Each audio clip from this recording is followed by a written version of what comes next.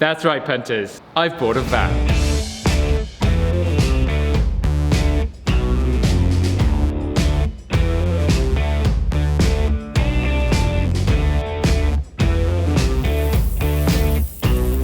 So the first question is probably, Paul, why have you bought this van? If you're a regular subscriber of this channel, you'll know that I've traveled a lot this year. I've been to New Zealand, California, all across Europe, and that kind of amount of flying does kind of play on my mind a little bit, especially as I want to do more traveling. This year is going to be all about going to push myself at different trails. How I'm going to get there is in this van. But one thing I've noticed from a lot of van series, which is what this is going to be, I'm going to take you through the whole process, is everyone seems to miss out buying the van. So let's go through that. We're at the dealership.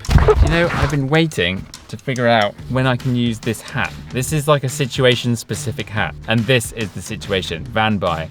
And I'm not alone. I thought, do you know what? I need an expert on vans. So who better than Van Can, the van channel? You know about vans, right? That's what your channel is All about. we do is vans. So we're at Marine Chrysler. Colin is the guy that we're going to chat to. Out of all the people I've spoken to on the phone, I like this guy the most. And I think that counts for a lot. So we're going to walk in with the camera and see if it helps.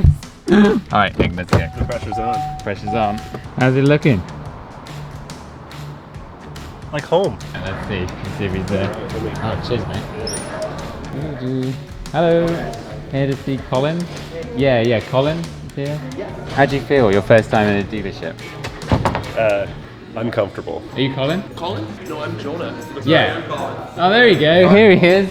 Nice to meet you, man. Good to hey, see you. It's my buddy Nick. Wonderful. Jonah, introduce them. These gentlemen are actually YouTubers.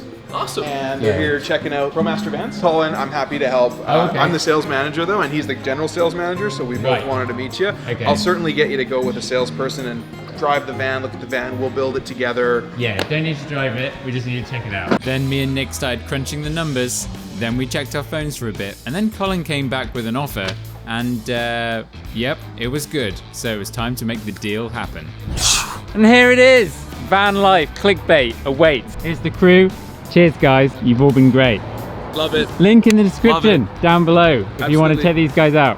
So there we have it. I've picked up a Dodge ProMaster 2500 159 wheelbase, and this is what I'm gonna try and conquer as many of the hardest trails I can find in North America in. If you've seen any of my bike build videos, you'll know that I'm completely inept at building anything, and that will be the same for vans. So I've teamed up with Van Go Conversions, based here in Squamish, and they're gonna help me show you guys how a professional van build is put together.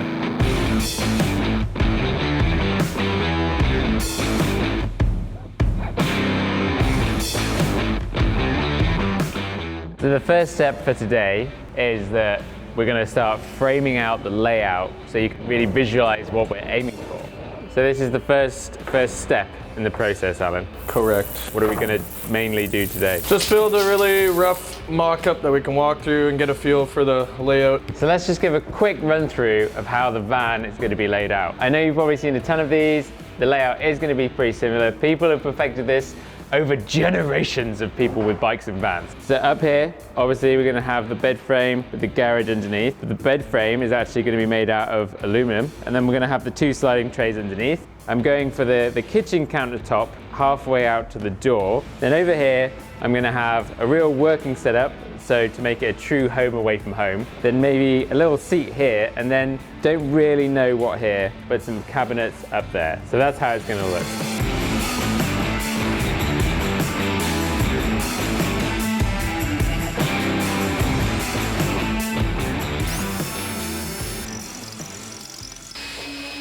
Now it's about to come down.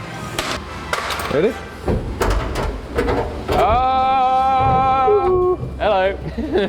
There she is. Now we put this somewhere. We're gonna get the rest of this frame in. Yeah, more or less. Get this bed, kitchen. I'll make a little box just to put in so you can get a feel for where the kitchen is. What's the hot tip? Oh, hot tip, just try and get one without the partition wall, because if you don't have it, this nice factory cover will actually cover all this. So when you have the partition wall, now you got this to deal with. But you're gonna make that look very pretty. Yeah.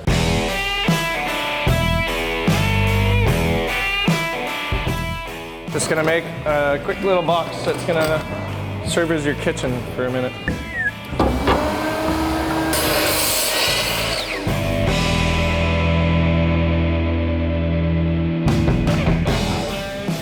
I think that's a good size. Still gotta pin it all together, but that's a good size little kitchenette. Yeah, that's the same size we did for the 136, and we fit a kitchen, a stove, and a fridge hidden under the counter. I'm gonna go make a mock-up little bench soon, and we can start actually screwing this all together and sheeting and stuff. These lights are pretty cool, Yes. but obviously they're not going to stay there forever. Can we repurpose them and like put them underneath the garage? You can. They use quite a bit of power, so. Like, does it use that much? Use quite a bit, yeah. All right, Brad, let's do the walkthrough. What electrical devices you want installed in your van so that we can build the electrical system to support your needs. What that means is we need to figure out what you need for solar wattage, how many batteries you need for amp hours, whether you need an AC panel, what kind of inverter you need, and then build a system that will be ideal for your needs and what you want. So ideally what we're gonna do, have a NEMA gland come through the roof from your solar. This area will be all of your control panel, so for your pump, your switches, your fridge. And under here in the back in your trunk area, you'll have batteries. That should be pretty easy. We're gonna do a fairly basic setup. Make your dimmer lights look good. It's just gonna be about doing something simple that looks really clean and is super functional. Yeah, AC, do you want AC outlet? Yeah, because there's a chance I'll get an e-bike next year. Ah, nice. As you guys know, I don't just have one bike. I actually have a whole bunch. The idea is I'll have two bikes that are probably the same size as the Ransom, and then like a much smaller bike in there. Are we trying to turn all the way? Why would nobody do that though, is the question. Why has no one done that? Yeah. Maybe they haven't thought about it. YouTube, tell us. You're saving 6 inches there. More than that, like quite a bit more. Oh, you know why? Because that is now not flat. That's at an angle. It'll be at an and the angle? mount- Can we not shim the mount a little bit and put it on an angle? Well, I mean, Just build a bracket for it. game changing, guys. Yeah, Game we'll just put it changing. on a piece of plywood and like slide it in once the floor is done. Yeah. So your kitchen shrunk a little bit. Okay. 5 inches, so 43. That's still enough.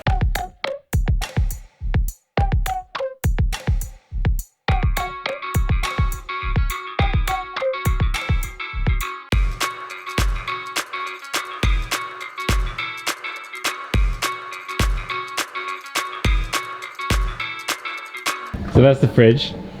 Yeah. And it would have to open up as well. Yeah, that's the top loader fridge, so you could do like a top that also opens, then you open the fridge. But then we wanted to have we wanted to have a thing it going looks all the way across. like This is where I'm like, a front loader seems like a better solution. Yeah, good use of the space. Ordering the swivel seats was probably the most painful thing I've ever experienced in my life. That one phone call to order 2 swivel seats, what was that? Half an hour? This guy is so chill. Now, me and Alan have got to go through this whole brochure and pick things like Yes, lots to choose from. like a water pump and a toilet. It's already day 2. Alan, What's up? what are we going to be doing today? We got the list. We got the list. Basically, we are just going to frame for, and then We're going to frame? Frame. No, we're going to do more than that. possibly run wiring.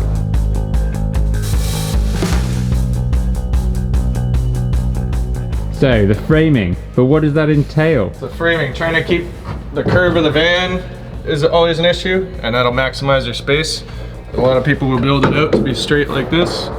You lose 4 or 5 inches on each side there. Yeah, or I've seen people, packing out shims, trying to make 2x4 work. What we do is this 1/2 inch pressure treated plywood, won't expand and contract as much. Bolted to this, MPL'd so it doesn't squeak. And this will bend easily to the curve of the van once this is packed out. Yeah, you'll see when it's done, I guess.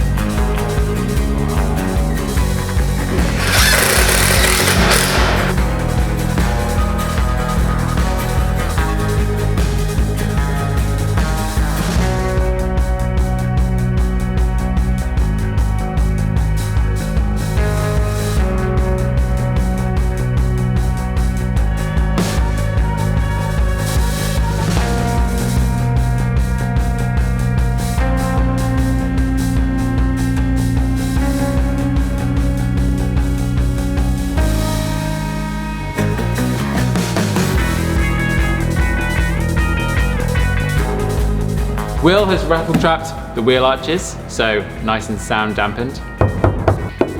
And all the framing's done on the inside, so this is how we're gonna build out the van. And up next, it's time for the floor. What's the secret to a good floor, Alan? Yeah, bolt the framing to the metal. You can use riv nuts. Instead, if you can't get a nut in behind it, you can insert riv nuts and it'll be the same idea.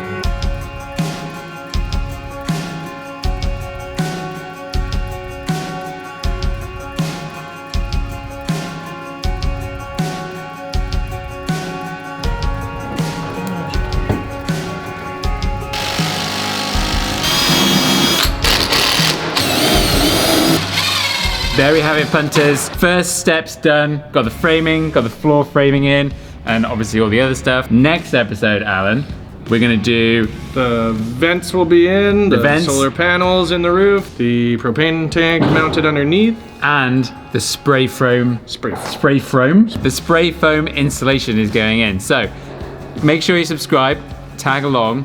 This is gonna be epic. Woo. See you next time.